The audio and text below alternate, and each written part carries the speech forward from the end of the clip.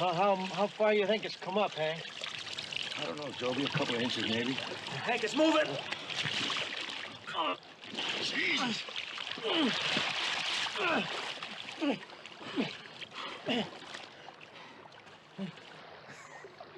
Hey, Hank. Ain't gonna let this old river up and drown me, are you?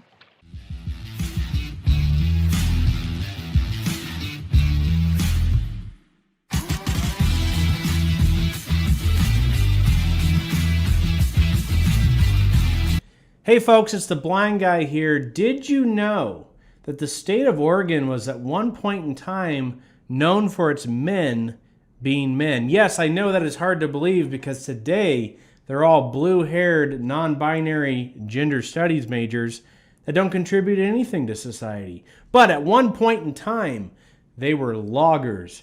And that is what this movie is about. It's sometimes a great notion, 1971, and this episode is dedicated to my cousin Terry because this is his favorite movie of all time. The movie stars Henry Fonda and Paul Newman and was directed by Paul Newman. And the movie is about the Stamper family, whose patriarch is Henry Fonda's character, who's been injured in a logging accident, and so his son, played by Paul Newman, has to take over the family operations as his dad heals up and keep things afloat. No pun intended if you've seen the movie. And to add to the conflict, there's a union strike, and the union is pressuring the family to stop their operations while they strike. But the family refuses to, and that's why this movie is also known as Never Give a Inch. Bad grammar, good motto. So never give an inch is the family's motto because they do not want to back down to the union. And that's one of the things I love so much about this movie is it shows an unpopular, I think, fact that there are negative consequences to unionizing. And it shows that when the union starts picking on this family, that they are essentially hurting the people they're supposed to be standing up for. This movie could never be made in Hollywood today because of that, because Hollywood is so unionized and so pro-union now that I think it's fabulous that this movie was made. I do not know whether the people who made it actually shared that viewpoint, but that's one thing I really like about it because you can't tell. So I'll tell you one thing about the movie that I'm not a huge fan of, and then I'll just keep raving about it because I really do like this movie. So the movie, directed by Paul Newman, because the original director had to leave because of artistic differences, whatever that means. So Paul Newman took over direction, and I don't know if this is because of that, but what happens when you make a movie is a lot of the times, you've got the marker, and then they do that. That's to sync the audio with the video, and then a lot of times they'll come back and they'll replace the audio, and they'll do what's called AVR, where they'll have the actors come back and they'll redo their lines over the top, and then they'll have what are known as Foley artists who will go back through and make sounds and everything to match up. And so, like the movie Return of the Jedi is almost completely AVR. So it's all the sound in Return of the Jedi has been added in later. So they went over the original sound, and so that was done in this movie. And that's one of the reasons. Not the fact that they did that, but the fact that it's very obvious at times that you can watch the movie and you say, wow, that's not the original line. Somebody has dubbed over the top of that. And that's my only gripe with the movie is it's hard to do right, but when it's done wrong, you can really tell. Especially if you have a nice sound bar, which you can watch my review of that if you want, the Klipsch Pro Cinema 600.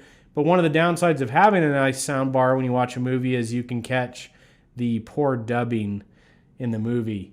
Other than that, I love this movie. I think this movie is great. I think I had seen it as a kid, but I don't know if I'd seen the whole thing because parts of it were very familiar to me, but a lot of it was very new to me.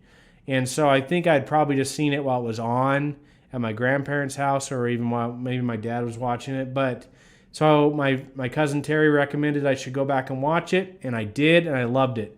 And so like I said, it focuses on the family up against the union. I'm not going to give any spoilers away with that. The acting is very solid. And I mean, you got Henry Fonda and Paul Newman, so it's going to be good.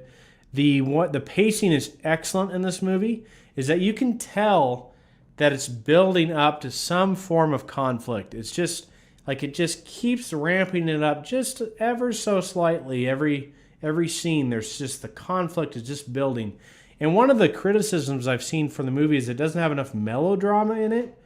But I think that's actually good because I think the Stamper family, let's face it, they're a bunch of hard asses, for a different lack of a different phrase or different term. And so I think if you had them reacting melodramatically to things, it wouldn't fit their character. They react stubbornly to things. They double their efforts. They just get stronger as things go down the tube on them. And so I actually like the way that's portrayed. And so I don't think it's a criticism at all. And then the movie builds. I'm not going to give anything away, but you saw part of it at the beginning of the review. The movie builds to one of the most famous scenes, actually, of any movie made in the 70s. And that's where Paul Newman's character's cousin is trapped underneath the log. They're in an estuary, and the tide's coming in as he's trapped underneath this log. And what I like, I'll just tell you some things. I won't tell you how the scene ends. But this is one of the greatest directed scenes I've seen in a long time. And I'll tell you some of the reasons for that. Number one, it's a very serious and dire situation. And the characters in the movie don't realize that at first. And I love that. They actually take it very lightly and they kind of poke fun at the situation they're in, thinking they're going to easily be able to get out of the situation. And I think that's very accurate. I think when you read about traumatic events and things like that, a lot of the times the people involved don't realize it's as serious as it is. And I think today if they'd made this movie, which they wouldn't because of its stance on unionizing, but if they did remake this movie, I think they would have both characters just immediately realize it's as serious as it is. And I don't think that's as accurate or as realistic as it should be. And so that's one aspect of it that I really like. The other aspect, you have the two characters interacting with each other, and so we get very up close shots of that interaction. And then we get a very far away shot where it just shows the two men very far away, and then all this water and all the timber and then all the trees. I know they're the same things, but when I said timber, I meant the ones that have already been fell. And it gives you this sense of hopelessness that they're out there by themselves trying to solve this situation. And then we go back in, we zoom back in, and then we zoom back out. It is so excellently done. The sound quality in this scene is really well done. So that perplexes me a little bit why earlier in the movie it's got some poor sound. But who knows? Maybe a technical issue at some point making the movie. So that scene alone makes the movie worth watching. Some little aspects of trivia that originally had a different director who, like I said, left because of artistic differences. Paul Newman wanted the movie to be made because based off the really famous book by Ken Kesey. And so he wanted it to get made, so he took over directing the movie. And then he broke his ankle in the motorcycle riding scene, and they had to take time off again. So the movie kind of went through this production hell, and then it did finally get made.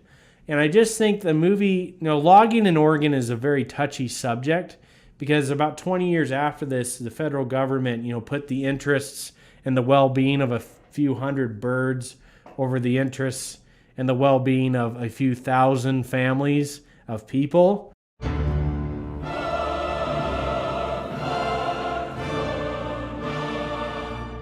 And so if you bring up Oregon, you're going to have logging in Oregon, you're going to have different viewpoints on that. You can probably tell what I think about it.